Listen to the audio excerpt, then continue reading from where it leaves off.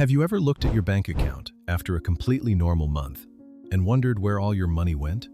You didn't buy anything crazy. No major purchases. Just regular stuff.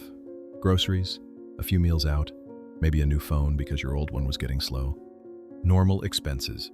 And yet somehow, you're sitting there thinking, you should have way more money than you do. Why? Here's what most people don't realize until it's too late. A lot of the stuff we buy today just isn't worth it anymore. Not even close. Prices have gone insane on things that used to be reasonable. And we're all just sort of going along with it, because that's what everyone does. But 3,000 years ago, the wealthiest man who ever lived wrote a manual about exactly this problem. And nobody's reading it. King Solomon, worth an estimated $2.2 trillion in today's money, wrote the book of Proverbs as a financial and life wisdom guide.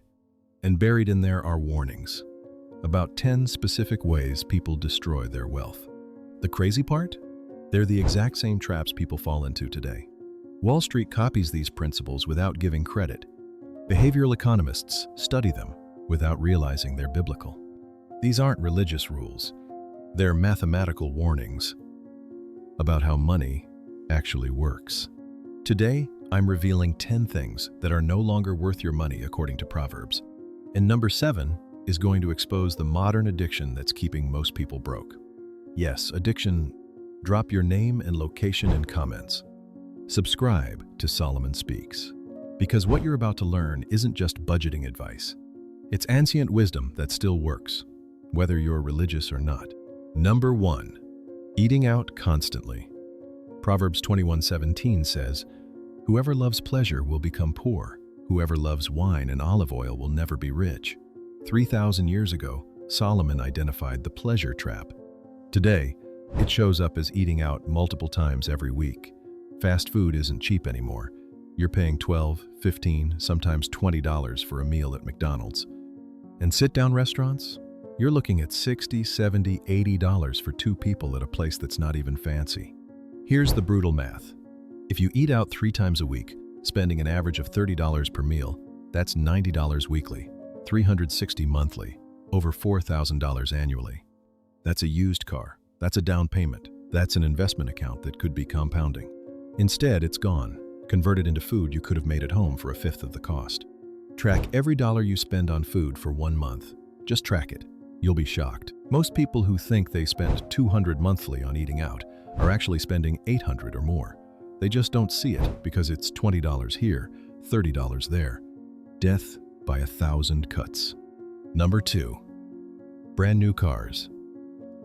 Proverbs 22:7 warns, "The rich rule over the poor, and the borrower is slave to the lender." Solomon knew that debt turns you into a servant. And the worst debt most people take on? New car loans. The moment you drive a new car off the dealer's lot, it loses 20% of its value. You haven't even gotten home yet, and you're already down thousands of dollars. People do it because they want that new car smell.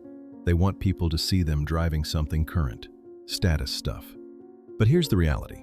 A 3 or 4-year-old used car is just as reliable, gets you to the same places, and costs half as much, maybe less.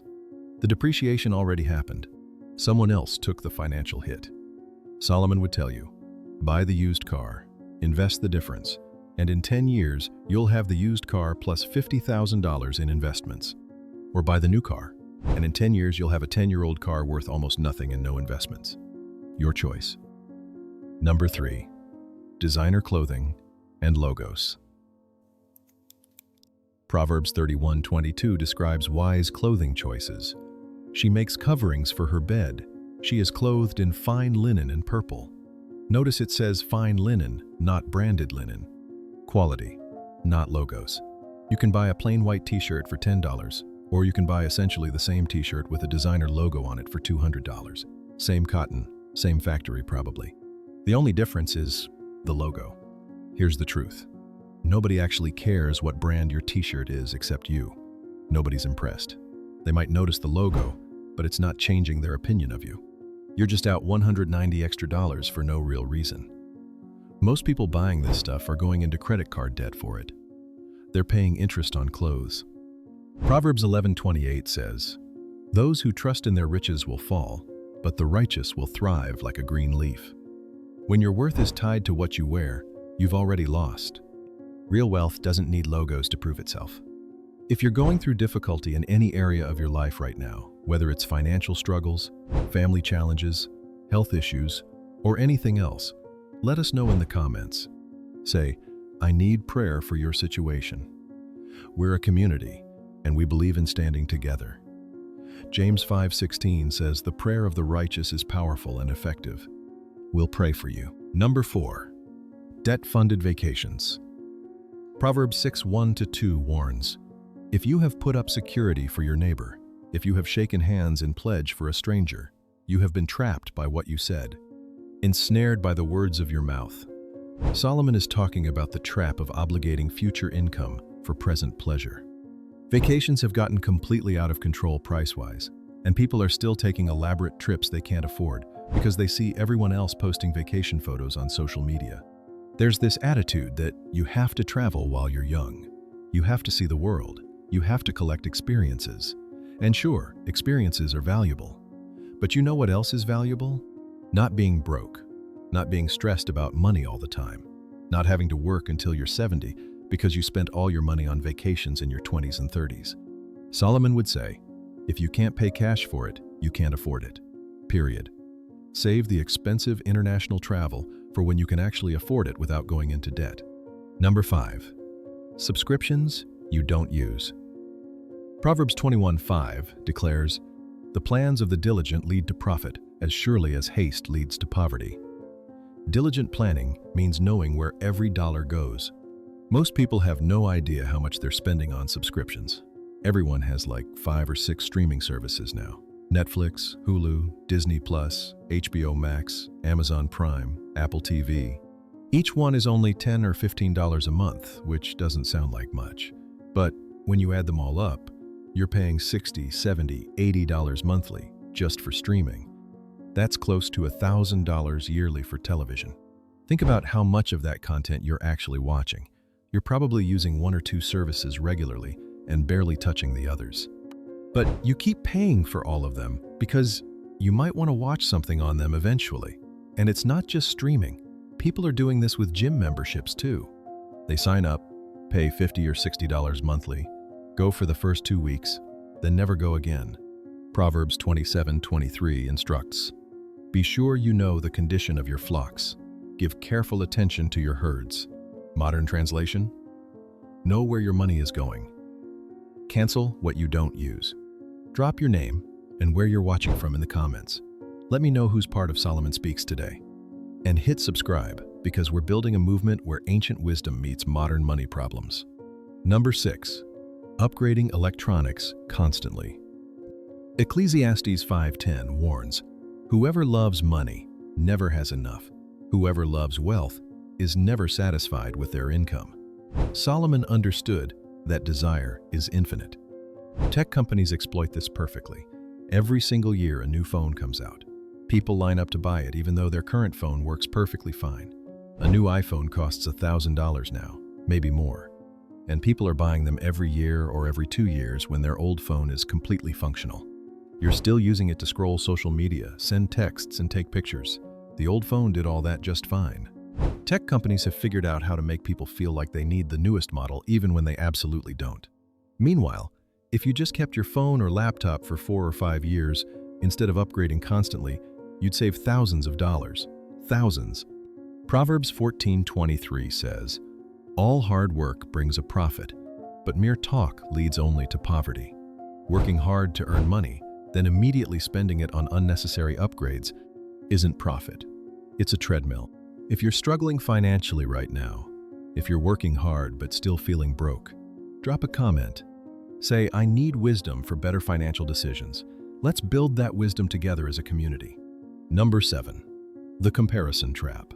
Here's the one that's going to make people uncomfortable. Proverbs 13:7 reveals, "One person pretends to be rich, yet has nothing. Another pretends to be poor, yet has great wealth." Solomon identified the comparison trap 3,000 years ago. Today, it's worse than ever because of social media. People buy things not because they need them or even really want them, but because they think it makes them look successful. Expensive watches, designer bags, luxury cars they can barely afford. Actually, wealthy people usually aren't the ones doing this. They don't need to prove anything. It's people who want to look wealthy but aren't actually building wealth who fall into this trap.